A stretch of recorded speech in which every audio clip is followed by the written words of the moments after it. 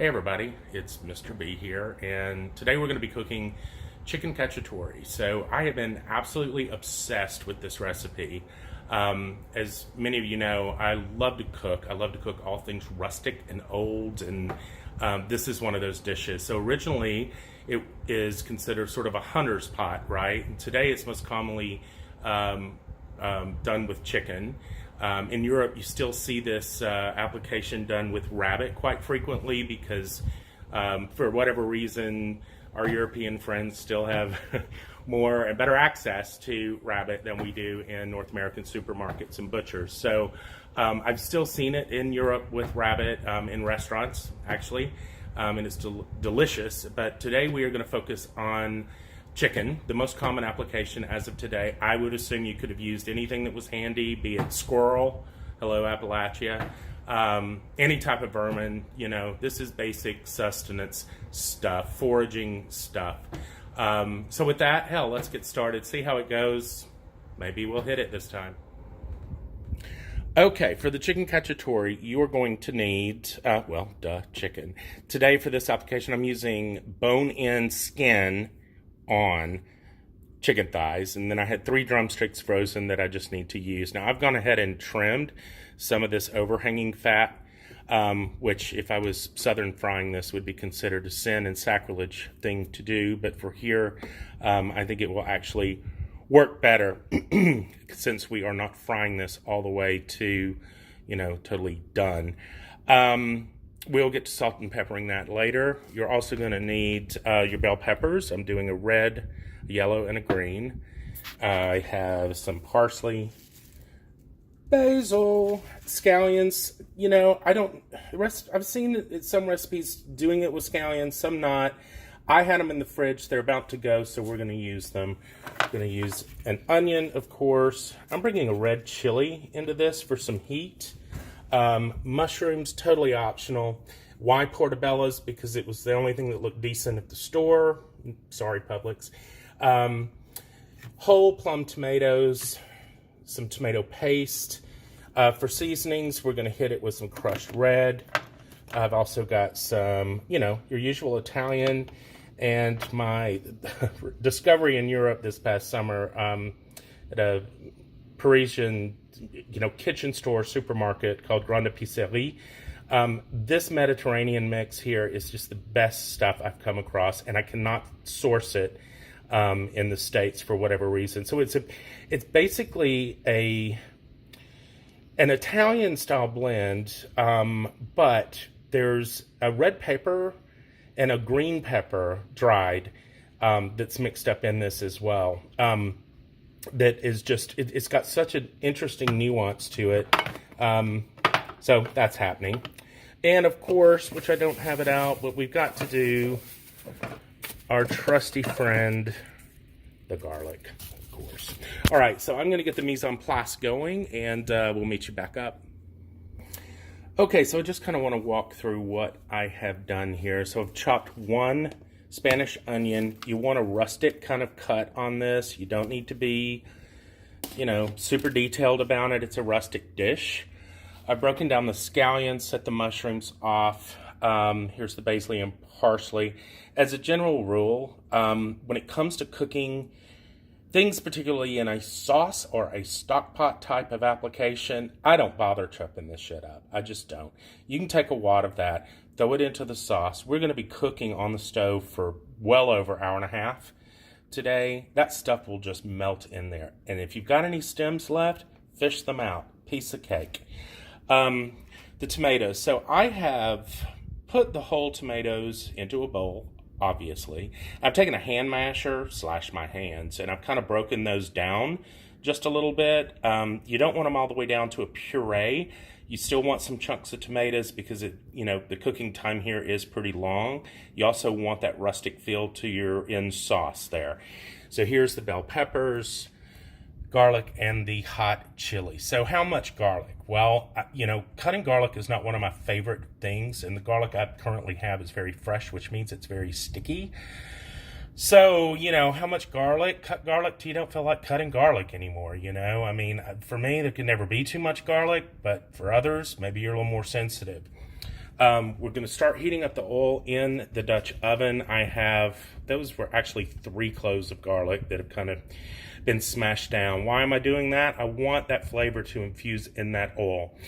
Once you're browned the chicken, if you want to remove this garlic, that's fine. If I was cooking this for my meemaw, that's probably what I would do, because otherwise, you know, you run the risk of getting a big old mouthful of garlic, which to me is not a problem. It also, I have found that in similar applications that whole garlic like this that's used to flavor the oil, depending on the shape that it's in after you have finished browning your protein, if it's good to remain, let it remain, because it almost melts away to nothing, and it's really, really delicious. So we are going to start heating this pot. I'm going to start probably here on about a medium, about a 6, I guess. I'll know when that oil is hot as it will start to kind of shimmer, start talking to me. The garlic will start talking to me, and then we will move on to browning the meat, and I will see you then. Okay, y'all see what I mean by it talking to me. So we're going to start to brown the chicken, if I could do this. Putting it in skin side down, all right? Look how beautiful that is. Now, I have liberally salted and peppered this. I mean, bring some flavor to the table, people. That's the whole damn point. Now, you know, we get into the old adage of crowding, don't crowd. I'm going to try to maybe get 4 of these. I know what I'll do. Put in that, and get me a little drumette thing going here. And we will let these go. Now, again, you're not trying to cook this all the way through. You're simply trying to get some color. You're wanting to get some fond to begin developing on the bottom of the pan. As far as what type of chicken to use, you could use a whole chicken. These types of applications, you really need bone-in stuff. You really need some skin for this to work out. I know that there are people that are a little adverse to meat on bone. I don't understand you people, but do what you've got to do. You would not want to waste your time with just doing a boneless, skinless chicken breast for this. I don't care. Just don't waste your time. So yeah, I mean, the bones and the skin that's involved with this really is what flavors the overall sauce as it'll continue to go, you know, on this afternoon. So yeah, I mean, get over it. This is delicious. So we're going to continue to let this go. I'll show you the color as it begins to develop, and we'll be right back. All right, kiddos. So we've been going about 4 to 6 minutes, maybe more on the 6 side. And it's really important you leave this alone. You let this do its business, all right? You really want to try to develop that color. And if you move it around, it's going to fall apart. The skin, you know, it's just going to come off of it. So I'm going to turn it. Let's see what we've got going on here. Oh, yes. Look at that. Look at that. See? I am not a lefty. Oh, yes, indeed. So,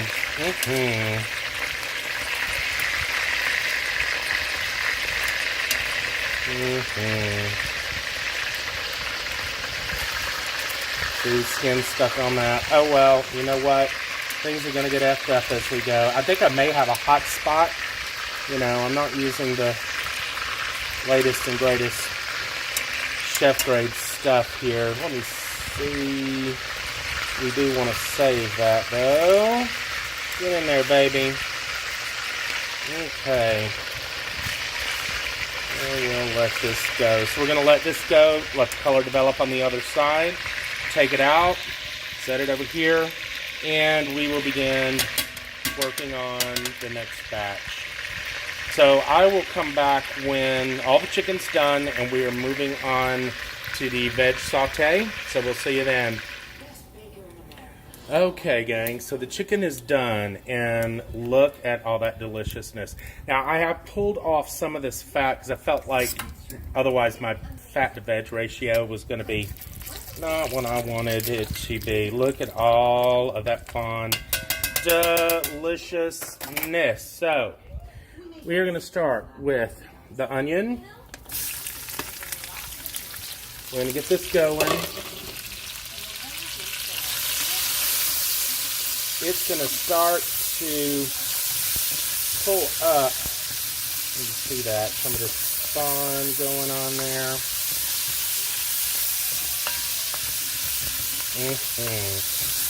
I'm not sure I'm going to need to deglaze just yet, but if I do, you might just dump in some chicken stock or something in there. You could use white wine or red wine. I don't keep a lot of wine in the house because I'm a beer drinker. But honestly, I think this is going to get me, with a little work, exactly where I'm wanting to be, y'all. Yes, indeed. All right, we're going to let this chill. Look at that. How good is that? So let's think about maybe some of this scallion in here just for some freshness. Let's get our chili going. Not going to hit the garlic just yet. Go ahead and hit some shroomies.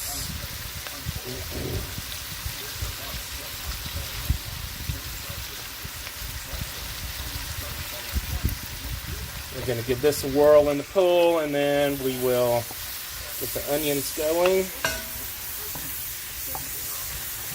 See, these mushrooms are just going to soak up all that unbelievable chicken action happening.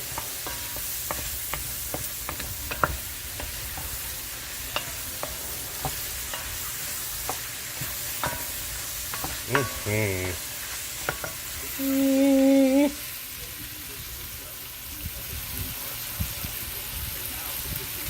know the passe cliche. I wish y'all could smell this, but you can't.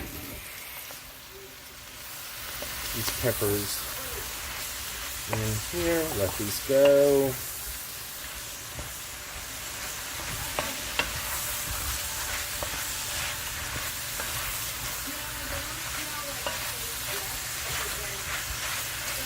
All right, I think I'm comfortable now to get the garlic in. I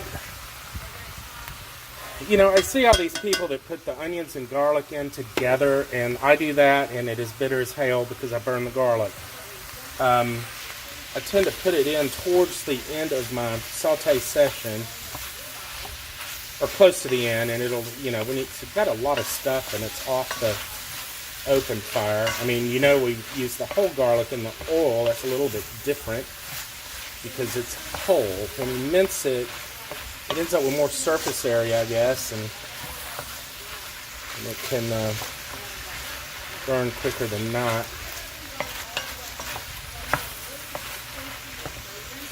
That looks so good.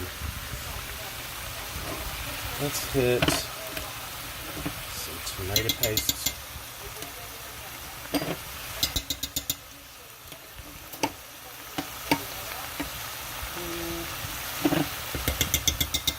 That ought to do it. Start getting that to coat and melt.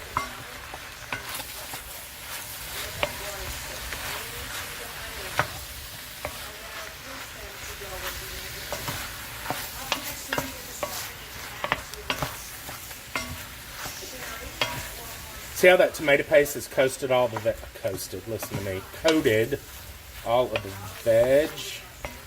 It's also helped deglaze that fond on the bottom. I don't know if you can see down in there. It's hitting up pretty good.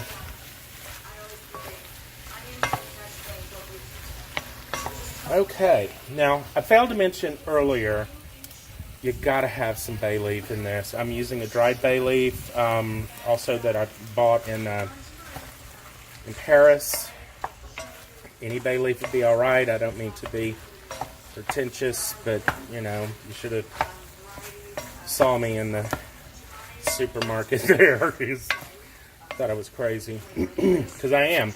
All right, I'm gonna need 2 hands to get the tomatoes in here, and I'll show you what that looks like here in just a sec. So hang on a sec. Okay, so I've now added the the plum tomatoes in with all of the veg, and I'm going to let this go. I don't know, about 30 minutes. One point of note here. I added the tomatoes, but I also rinsed the cans that they came in. You do that by putting water in one can, swirl, pour it into the other can, swirl, and then added it to it. I felt like it needed a little bit more liquid. We'll check the liquid level after I've let this kind of develop. I'm thinking about 30 minutes. I'll figure it out after that. Because obviously we've got to cook the chicken in this. How we're going to get all this in one pot, I don't know. But anyhow, that's what is supposed to happen. So we'll check the water level after I've let this develop. We are going to add the handful of parsley like I mentioned. We're going to add the handful of basil. We are not going to worry about, being all chiffonade and all that crap in here. This is a sauce. This will work, trust me, especially if you're not picky. Get that down in there, and we are going to bring it down and let it do its merry dance. We're going to cover this. I'll come back in half an hour, and we'll see where we're at. Okay, so I just remembered a whoopsie, and that was with the spices, right? Hey. It's never perfect. It's not supposed to be perfect. Who cares? Normally, I add spices to the actual veg when I'm doing the saute. I didn't. Sue me. So I'm going to do it now before I let the sauce develop too much. A little bit of that. A little bit of the Mediterranean. Oh, it's so good. And I'm going to wait on the crushed red because that chili that I used might actually get me where I'm looking to be. I don't know. So we will now let this go the 30 minutes I mentioned before. Then we're going to taste it. That's our salt and pepper. Check in, see how that level's doing. And then we'll see where we're at and if we're adding more liquid or if it's time to do the chicken. We'll see. All right, it's gone for bits. I'm going to give it a taste. Let me try this.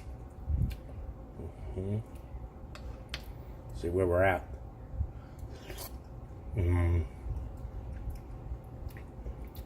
Oh, hell yeah.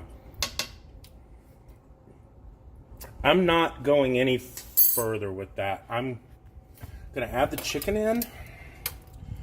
Get that going. Hopefully all this is going to fit.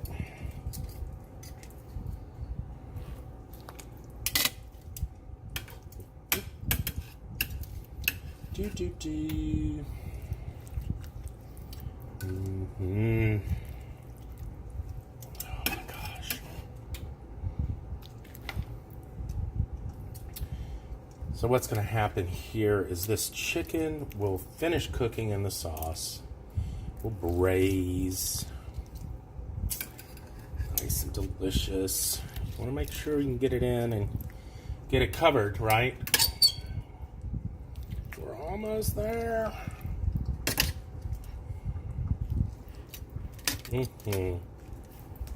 Okay, that is. I hope that got filmed. All right. Okay, that's gonna make me happy. We're gonna take these pan drippings.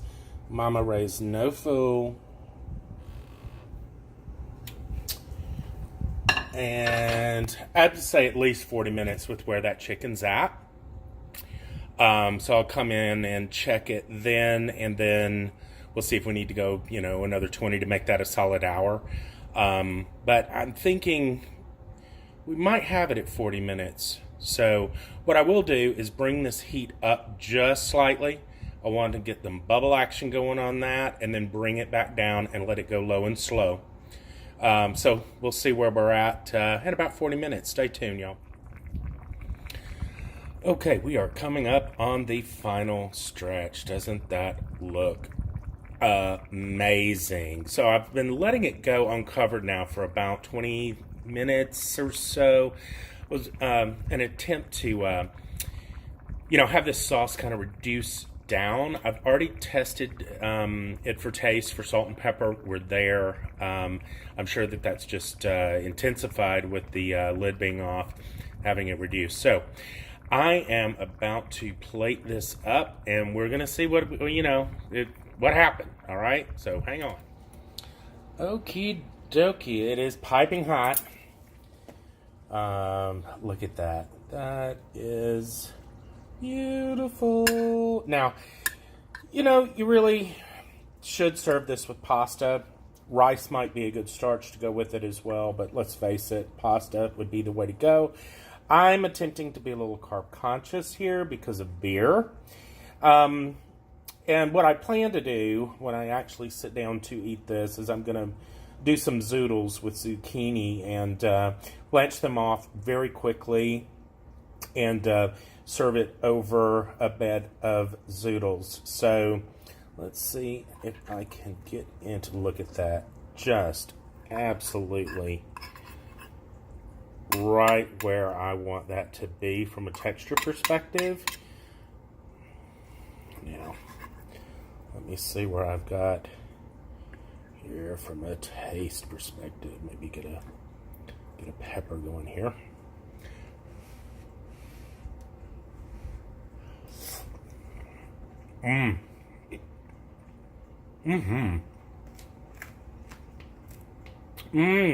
All right, so there's a lot of going on here. So you get the sweetness from the peppers that matches really beautifully against the